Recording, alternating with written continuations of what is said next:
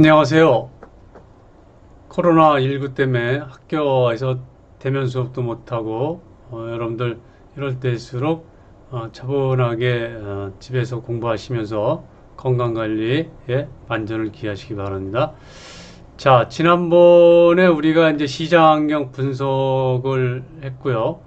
시장환경 분석이 끝나면 이제 두 번째 가서 수학 분석을 하게 되는 겁니다. 첫 번째가 시장환경 분석, 그래서 거시적 환경 분석, 미시적 환경 분석 했죠. 이게 끝나면 이제 두 번째 수학 분석으로 들어갑니다. 수학 분석이 끝나면 이제 영업 전략을 수립하게 되고 이후에 수립된 전략을 실행하는 안이 이제 네 번째 마지막이 되는 겁니다.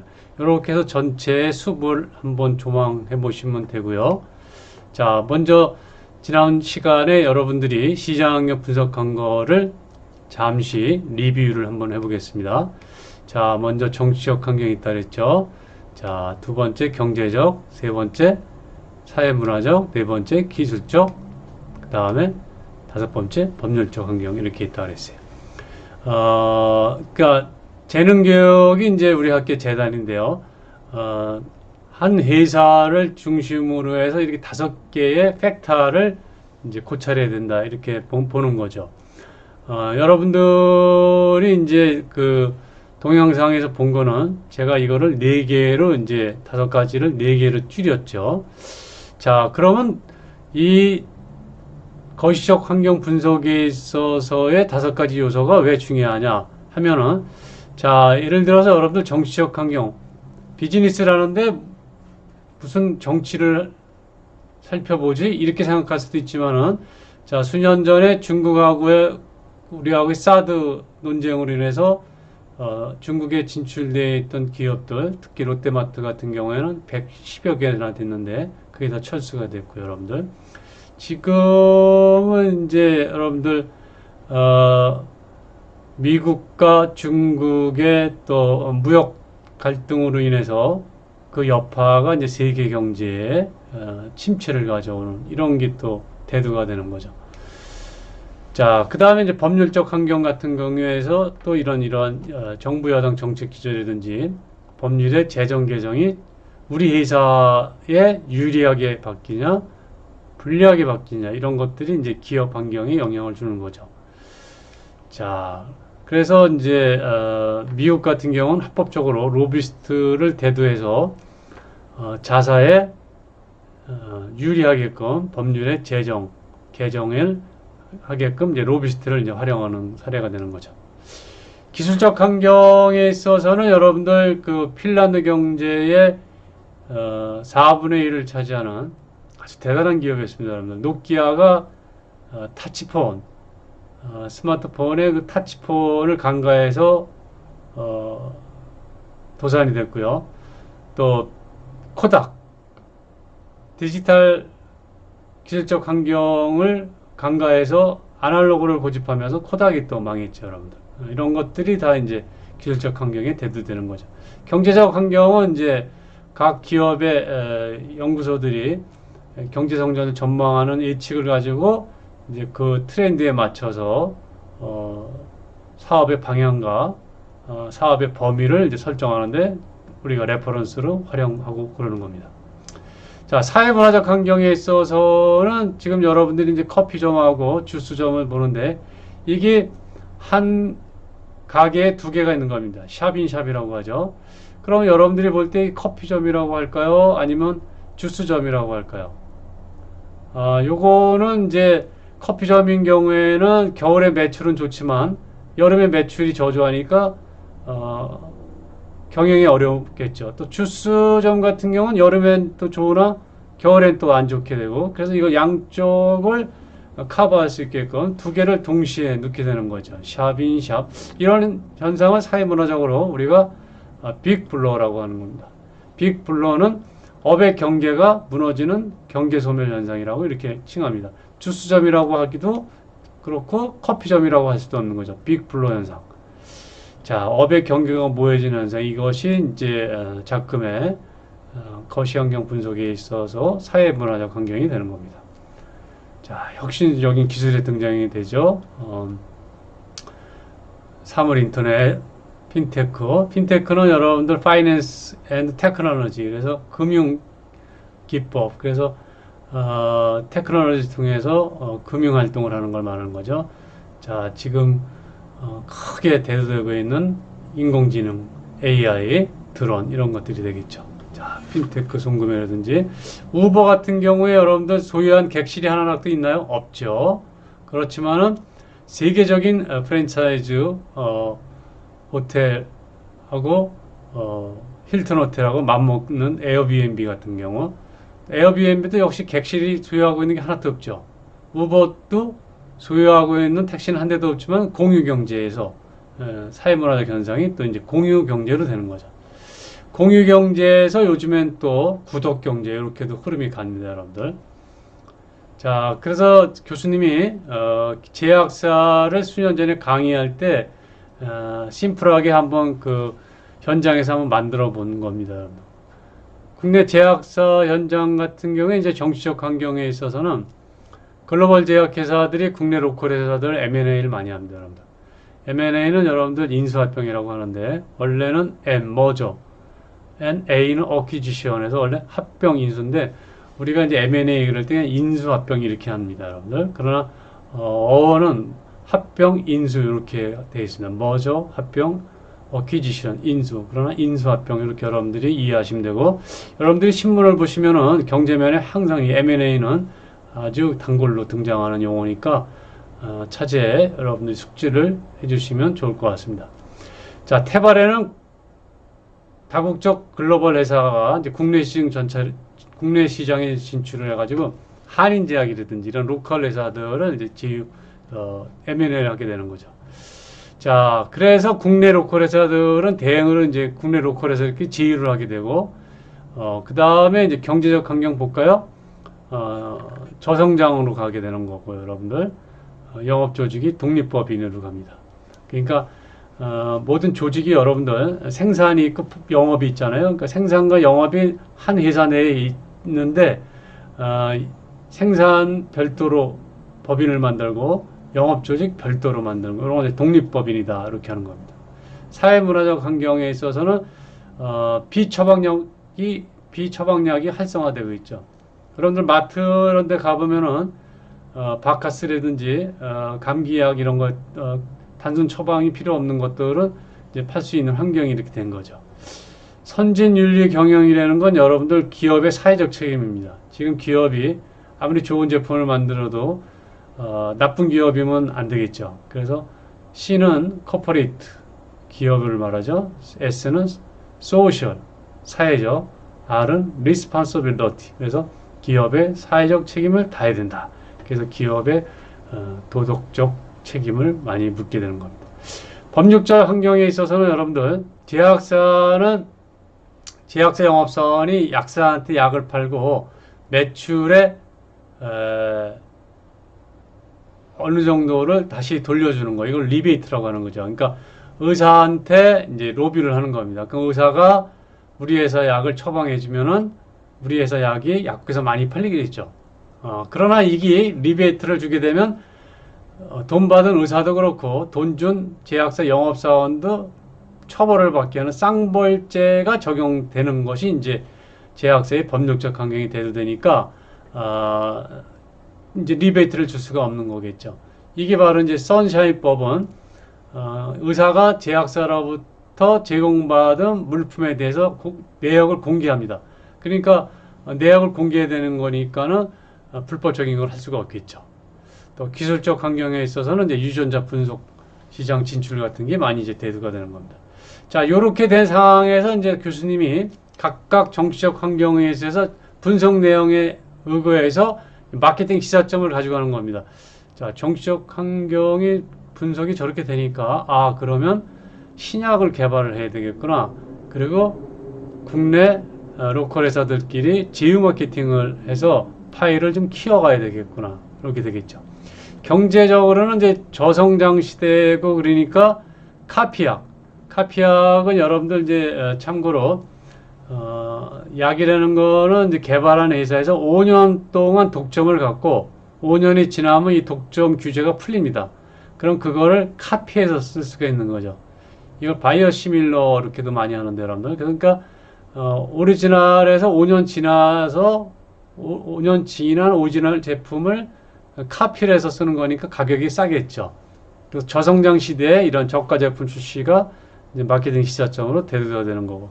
사회문화적 환경으로는 이제 아까 말씀드린 대로 비처방력이 활성화되니까 이제 마트라든지 이런 유통 환경의 이제 다양화를 도모하면 좋겠죠. 또 법률적으로 돈 리베이트 주면서 약을 팔았지만 그게 안 되니까 이제 고객 니즈를 만족시킬 수 있는 제품 개발에 이제 박차를 기해야 된다.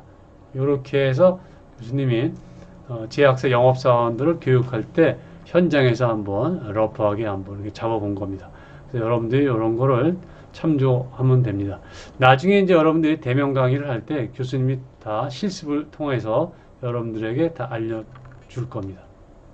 자, 미시적 환경은 여러분들이 이제 학습했듯이 자, 공급사 환경이 중요하죠. 왜냐하면 제품을 만들려면 원재료를 사와야 되는데 원재료를 양질의 원재료와 두 번째 값을 합리적으로 사야 첫 번째 양질의 원재료로 만들어야 좋은 제품이 나오겠죠. 두 번째 합리적인 가격으로 구매해야 판매가를 높게 책정하지 않아도 즉 경쟁사 대비 가격 경쟁력이 있으니까 영업하는 데에 악영향이 없겠죠. 그래서 공급사 환경이 그래서 중요한 겁니다. 그 다음에 이제 시장이라는 건 독점 시장이 아니고 경쟁을 해야 되는 거니까 경쟁사의 동향 파악을 실시간으로 이제 하는 겁니다. 경쟁사는 어떠한 제품을 준비 중에 있고 경쟁사의 제품의 컨텐츠는 뭐고 경쟁사의 판매가는 얼마고 경쟁사의 가격 정책은 어떻게 수립을 하고 있고 이런 걸 봐야 되는 거죠. 그리고 이제 마지막으로 고객을 대상으로 경쟁을 하는 거니까 고객의 니즈, 여러분들 니즈는 영업의 컨셉입니다. 그래서 결국은 기업의 모든 경영의 활동은 고객의 니즈, 우리말로 욕구라고 하는데 이 욕구를 만족시켜주는 여부에 따라서 경쟁 우위의 판가름이 나는 겁니다. 자, 이렇게 해서 공급사, 경쟁사, 고객이 우리 회사를 영향을 미치는 미시적 그럼 뭐예요? 작게 보는 환경이죠. 거시적은 아까 뭐였어요? 클 것, 자, 크게 보는 환경 5가지 팩터가 있었죠. 동영상에서는 교수님이 4가지로 해놨고 자, 이렇게 해서 정통적으로 3가지지만 교수님이 하나를 더 해놨습니다, 여러분들. 왜 그러냐면 지금 제조업체들이 물건을 팔려면은 여러분들 이 유통의 기능 없이는 팔 수가 없겠죠. 여러분들 주말에 엄마하고 마트를 가면은 그 마트에 가면 여러분들 품목이 몇 개나 있을까요? 수만 개가 있겠죠. 그 수만 개를 제품이 있다면은 수천 개 이상의 제조업체, 생산업체가 있겠죠. 그 회사들은 즉 마트에는 유통업체를 통하지 않고는 팔 수가 없는 거겠죠. 그래서 미시적 환경 분석에 있어서 유통의 기능이 중요하다 해서 교수님이 개인적으로 하나를 더 추가를 했습니다. 자, 유통 경로는 여러분들 A, B, C, D 스타일이 있는데 A 스타일이 제조업체도 좋고 소비자도 좋겠지만은 그렇지만은 제조업체가 뭐 강원도에 있다거나 제주도에 있다거나 그러면 그 하나 물건 2개, 3개 사려고 가면은 교통비가 연료비가 더 들겠죠. D 같은 경우는 어떨까요? D는 도매상, 중간 도매상, 소매상 거치니까는 여기에 이제 유통 거품이 끼는 거니까 소비자 입장에서는 가격이 좀 비싸겠죠. 그래서 유통의 기능은 없을 수가 없는데 유통의 경로를 얼마만큼 축소하느냐 이 여부가 유통의 핵심적인 경쟁력이라고 볼 수 있겠습니다. 자, 이렇게 해서 여러분들이 지난주에 거시적 환경 분석과 미시적 환경 분석에 대한 거를 이제 리뷰를 했고, 자, 이번 주차는 이제 첫 번째 끝나면 두 번째가 바로 이제 스왑 분석입니다, 여러분들. 교수님이 나중에 또 실습을 통해서 주지를 시켜주겠습니다만은 요 1번, 2번은 3번, 4번까지 있다 그랬죠? 넘버링은 유의미한 겁니다. 그래서 반드시 첫 번째 시장의 분석이 끝나야 두 번째 가서 스왑 분석을 할 수 있습니다. 자, 스왑 분석은 여러분들이 눈으로 한번 쭉 읽어보실까요? 자, 여러분들이 눈으로 한번 쭉 읽어보시고, 자, 스왑 분석이라는 것은 스트렝스와 위크니스, 강약점이죠. opportunity, 기회죠. threat, 위협이죠. 요거를 일목요연하게 제시하는 방법. 자, 그래서 요거의 이니셜입니다, 여러분들. 엑스터널 애널리시스에서는 이제 외부적 분석에 있어서는 시장에서 주는 겁니다. 시장에서 부여하는 기회와 위협, opportunities, threats 있었죠. 내부적인 것, 우리 회사 내부에서 경쟁사 대비 strength, 경쟁사 대비 강점은 무엇이고 반면에 또 경쟁사 대비 약점이 있겠죠. weakness. 이 네 가지의 이니셜을 따서 이걸 스왑 분석이라고 한다. 이렇게 보시면 되는 겁니다. 자, 그러면 이제 삼성전자의 스왑 분석을 한번 볼게요, 여러분들. 자, 강점을 보면은 네 가지가 지금 나와 있죠, 여러분들. 자, 눈으로 여러분들이 한번 보실까요? 자, 네 가지가 나와 있는데, 자, 2번 한번 볼까요, 여러분들? 브랜드 이미지. 브랜드 자산 가치가 삼성전자는 여러분들 세계 6입니다. 교수님이 처음 마케팅을 공부했던 1991년도엔 삼성전자의 브랜드 자산 가치가 500이 안에도 못 들었는데, 여러분들 약 30년 정도 만에 세계 6위 브랜드가 되는 겁니다. 요즘에 1위 브랜드는 이제 애플, 과거에는 이제 코카콜라가 이제 부동의 1위였는데, 코카콜라가 좀 하위로 내려갔고요. 애플, 아마존, 이런 데가 이제 많이 급상승을 했죠. 자, 4번 볼까요? 빠른 캐치업 전략에서는 이제 스마트폰이 이제 애플이 선발 기업인데 불구하고 이 빠른 캐치업 전략 강점을 활용해서 거의 애플 다음을 능가하는 6개월 만에 여러분들 시장의 1위를 위협할 정도로 그렇게 성장화시킨 겁니다. 약점 볼까요? 약점 보면은 여러분들 약점을 눈으로 한번 쭉 보시면은 자 2번 보시면은 스마트폰 비중이 심화되어 있죠, 여러분들. 삼성전자라 해서 여러분들 뭐 다 흑자를 나는 건 아니고요, 여러분들. 갤럭시 사업부가 크게 효자 노릇을 하고 있는 거죠. 자, 시장이 부여하는, 전자시장이 부여하는 기회적 요소를 한번 볼까요? 자, 세 가지를 해놨는데, 여러분들. 자, 2번 한번 볼까요? 클라우드, 빅데이터 시대에 도래한 것이 이제 삼성전자가 앞서가는 기업이니까 이런 게 시장에서 부여하는 기회고, 반면에 이제 시장이 삼성전자에게 주는 위협적 요소를 볼까요, 여러분들? 자, 3번 볼까요? 마이크로소프트 하드웨어 시장 진출한 게 이게 왜 삼성전자한테 위협적 요소가 될까요? 아까 노키아가 이제 기술적 환경에 타치폰을 간과해서 망했지 않습니까? 근데 노키아를 누가 인수했어요? 빌 게이츠의 마이크로소프트가 했죠. MS가. 그러면 MS는 원래 소프트웨어 회사인데 하드웨어 회사인 노키아까지 인수를 했으니까 소프트웨어, 하드웨어까지 중무장을 했으니까 하드웨어 회사인 삼성전자 갤럭시 사업부 입장에서는 이런 것들이 이제 위협적 요소가 되는 거죠. 네. 그 다음에 2번에 보면 이제 중국 스마트폰 업체 부상, 샤오미라든지 여러분들 그쵸? 오포 그쵸? 뭐 이런 회사들이 급부상하면서 또 이렇게 위협적 요소가 되는 거죠. 자, 기업들은 이렇게 여러분들 실시간적으로 이렇게 스왑 분석을 이렇게 하는 겁니다. 자, 현대자동차 이렇게 나와 있죠, 여러분. 강점, 약점, 기회, 위협. 현대자동차 강점 하나 볼까요? 자, 1번. 자, 오너 경영으로 이제 의사결정. 여러분 기업에서 경영을 하는 데 있어서 중요한 요소 중에 하나가 신속한 의사결정이 필요하거든요. 왜냐하면요. 시장이 급변하게 변하기 때문에 의사결정이 늦으면 이미 결정을 했더라도 늦은 결정은 시장이 변해버렸죠. 그러니까 그 정책을 적용할 수가 없는 거죠. 약점을 한번 볼까요, 여러분들? 3번도 있고, 그렇죠? 포트폴리오라는 건 이제 제품의 라인업, 그래서 차종이 여러 가지를 말하는 겁니다, 여러분들. 강성 노조가 또 있죠. 기회를 볼까요? 자동차 시장이 현대자동차 부여하는 거 볼까요? 4번 볼게요, 여러분. 수소차. 전기차는 현대자동차가 늦었어요, 여러분. 반면에 수소차는 지금 앞서가고 있습니다. 그래서 현대자동차의 CEO가 세계 수소협회 회장을 이제 역임하면서 수소차에 대한 선두적 지위를 구가하고 있습니다. 위협적 요소를 한번 볼까요, 여러분들? 중국 로컬 업체들 나오죠.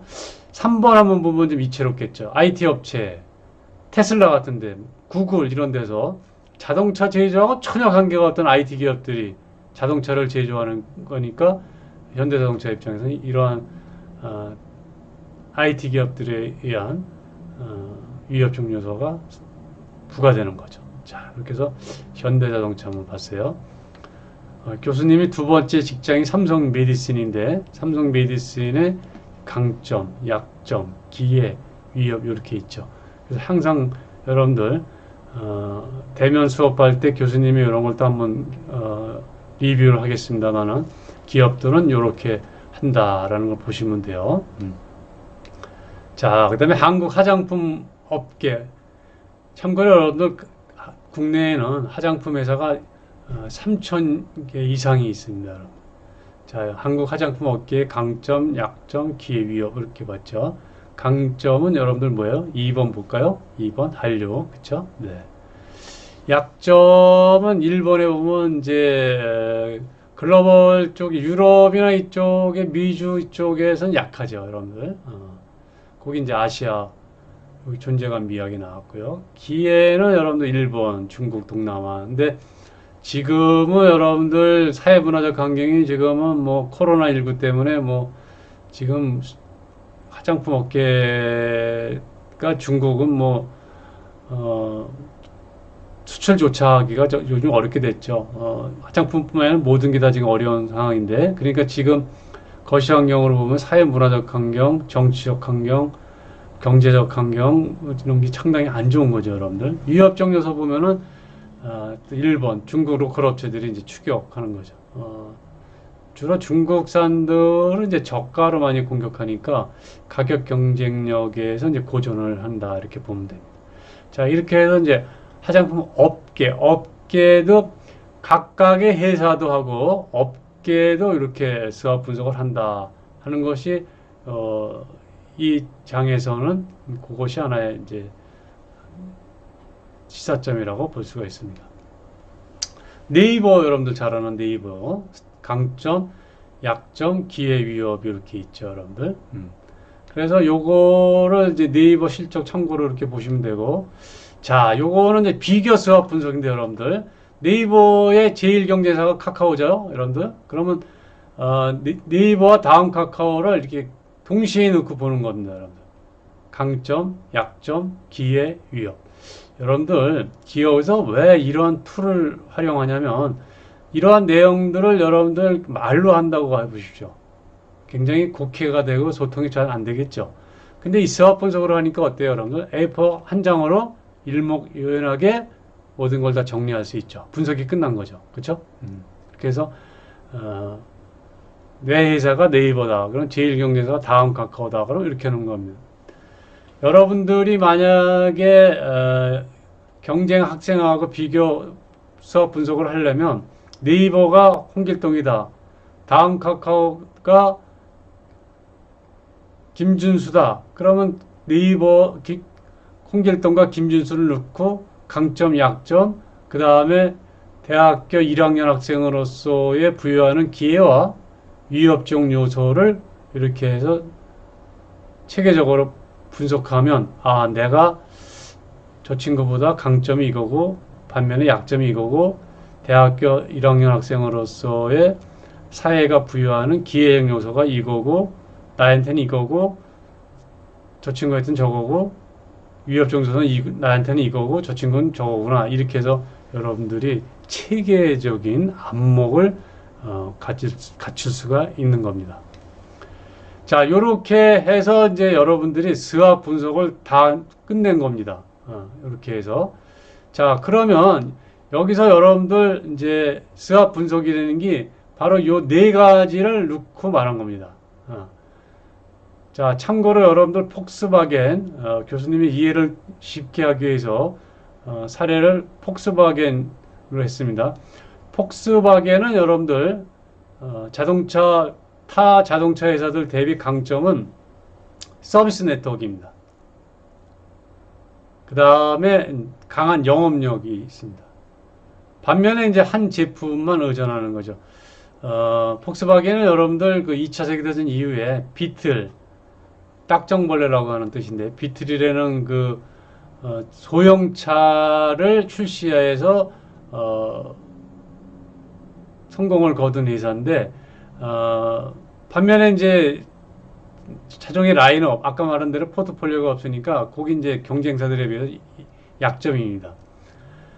그 다음에 이제 이 당시에 기회적 요소는 이제 고객 니즈가 다양화되고 있는 거, 경쟁사의 경영 악화가 왜 자사의 강점이 기회가 될까요? 그렇죠. 여러분들 뭐 흔히 우리가 남의 불행은 나의 행복이다라는 말이 있잖아요. 세속에서.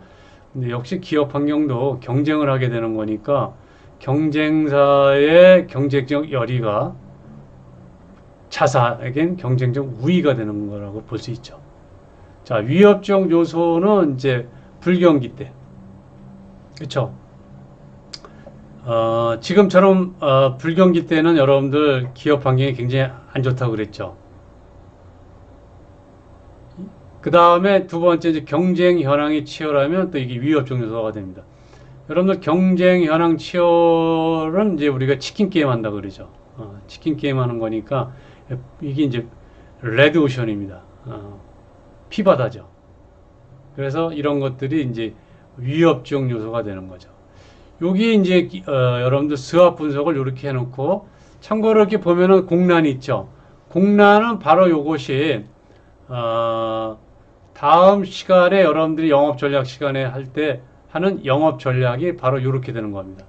자, 그러면 여러분들 지금까지 한 거를 잠깐 다시 한번 또 리뷰를 해볼게요. 교수님이 이제 우리 학교 건너편에 남동공단이라고 있습니다, 여러분들. 남동공단은 약 10,000여 개의 기업들이 있습니다. 거의 중소기업이죠, 여러분들. 중소기업들이 있는데, 그 중에 이제 교수님이 코리아 맛지라는 회사를 이제 실제 교육 컨설팅을 수년 전에 하면서 그 사례를 통해서 리뷰를 해볼게요.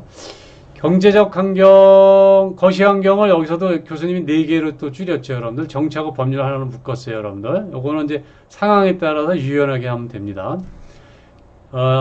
참고로 요때가 여러분들 약 5년 정도인데, 자, 경제적 환경을 볼까요? 경제적 환경이 안 좋죠. 불안과 내수 침체. 기회 요인은 이제 경기가 안 좋을 때는 아까 인수합병이 많을 수 있거든요. 그래서 KMI는 코리아 맛지라는 회사인데, 이 코리아 맛지가 이제 경기가 안 좋아서 시장에 나온 기업들을 이제 M&A를 할 수 있는 또 찬스를 잡을 수 있죠. 반면에 투자 환경 위축으로 매출이 감소되죠. 자, 여기서 포인트는 여러분들 거시 환경을 분석하고 그 분석을 토대로 해서 기회와 위협을 같이 보는 겁니다, 여러분들. 그래서 여러분들이 이제 기업 취업할 때 면접을 보는데 긍정적 마인드를 많이 가졌냐, 부정적 마인드에 노출되어 있냐를 왜 보냐면 긍정적 마인드를 갖추고 있어야 똑같은 상황에서도 기회를 찾는 것이고, 부정적 마인드가 많으면은 안 되는 핑계거리를 찾는 위험 요인을 찾게 되거든요. 그래서 여러분들 어떠한 상황에 있든 간에 기회 요인을 많이 발굴하려는 긍정적 마인드를 여러분들이 항상 갖추려고 노력을 해야 됩니다. 자, 정치 법률적 환경에 있어서 이제 FTA 협상 같으면은 이제 FTA가 하게 되면 뭡니까, 여러분들? 저기 이제 프리 자유무역 협정이라고 하죠. 프리 트레이드 어그리먼트라 그래서 FTA가 협상되는 나라들끼리는 이제 관세를 이제 절감해 주죠, 여러분들. 그러니까 해외 제품 팔기가 좋죠. 왜냐하면 세금을 덜 맞으니까. 반면에 위협은 뭐예요? 상대 국가 제품이 또 관세를 안 받고 들어오니까 저가 제품 수입으로 해서 경쟁은 또 치열할 수 있게 있는 거죠. 그래서 항상 기회와 위협이 이렇게 상존하는 겁니다. 여러분. 사회문화장은 볼까요? 그린 마케팅, 그쵸? 지금 환경 파괴로 인해서 코로나도 이렇게 왔다는 거 아니겠습니까? 그래서 그린 마케팅이라는 건 환경 마케팅인데 우리가 제품을 생산하고 제조할 때 이 다 오염 물질이 배출되고 그렇지 않습니까? 그래서 탄소 배출에 대한 탄소 배출권도 이제 돈으로 주고 사고 하는 그런 우루과 라인에 의해서 그 이후에 계속 발전돼서 동경에서도 이제 체결이 되고 이제 그랬는데 이런 것들이 이제 기회는 친환경 사업 기회가 되는 거고 위협은 이제 오염 물질을 배출을 안 시키고 저감을 시켜야 되려면은 이제 설비가 강화되니까 이제 투자가 또 많이 되겠죠. 그렇다 보면 판매 관리비가 상승되는 것이 또 위협 부담이 되겠죠. 판매 관리비는 여러분들이 참고로 판매비 플러스 일반 관리비 여기 이제 줄여서 우리가 판관비 기업에 여러분들 들어가면 보통 우리가 세 글자로 많이 합니다. 여러분들 판매비 일반 관리비를 판관비 이렇게 하는 겁니다. 이게 상승이 되겠죠. 기술적 환경은 이제 융합 기술이 돼도 되죠. 그렇죠? 그래서 특허 가진 기업들이 이제 좋고 위협적 요인은 이제 이 기술적 환경이 돼서 더군다나 이제 지금 같이 이제 AI 환경 같은 경우에는 R&D를 많이 이제 투자를 해야 되지 않습니까? 그럼 이제 이 비용 증가로 인해서 이제 사업 자금이 이제 많이 조달을 해야 되겠죠. 그래서 마케팅 시사점으로 여러분들이 보시면 이제 신기술 확보라든지 생산성 향상 기술을 개발 계속 R&D를 해야 되는 거죠. R&D라는 건 Research and Development 그래서 리서치 연구 조사 뭐 이런 뜻입니다. Development 개발 그래서 R&D 그러면 여러분들이 연구 개발 이렇게 네 글자로 숙지를 하시면 됩니다. 역시 여러분들이 회사에 들어가면 R&D, M&A 이런 거는 뭐 아주 일반 용어로 쓰는 그러한 어휘들입니다. 자, 그 다음에 뭐 이제 사업자금 적기 또 조달해야죠. 사업자금 조달하는 걸 우리가 이제 IR이라고 하거든요. 인베스트. 뭐 이렇게 I 투자하다 이제 그거 아니겠습니까? 릴레이션 IR 하는 건데. 자, 여기 이제 거시환경 분석에 있어서 다시 한번 정리하면요. 자, 거시환경 팩터를 네 가지로 만들었죠. 분석해 놓고 각각 분석에 따라서 기회로도 볼 수 있고 반면에 위협으로도 볼 수 있고 자 그러면 기회는 살리면 되는 거고 여러분들 위협은 보완을 해나가는 거죠.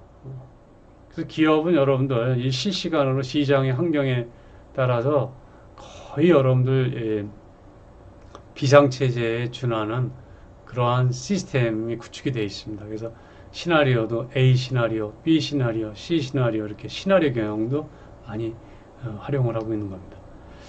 자, 고객 분석을 한번 보면요, 여러분들. 자, 네 가지 회사가 있어. 삼성, LG, 현대, 동남아 시장이 있는데 코리아 마찌가 똑같은 제품을 파는 회사들입니다, 여러분들. 그런데 자, 고객 니즈를 볼게요. 아까 고객 니즈는 교수님이 뭐라 그랬어요? 고객 니즈는 영업의 컨셉. 영업이 뭐냐고 한마디로 물어보면 여러분들 앞으로는 설득 그렇게 하면 됩니다. 니즈는 마케팅의 컨셉이고 정정합니다, 여러분들. 영업의 컨셉은 설득. 고객을 설득해서 자사 제품을 파는 게 영업이고 여러분들. 마케팅의 컨셉은 니즈입니다. 자, 고객의 니즈를 한번 볼까요, 여기서요? 고객의 니즈가 다르죠. 삼성하고 LG는 같고 현대는 원가 절감이고 여러분들 동남아 시장은 친환경과 에너지 절감 기술이죠. 그런데 여기서 포인트는 뭐예요? 영업의 컨셉은 설득이라 그랬죠.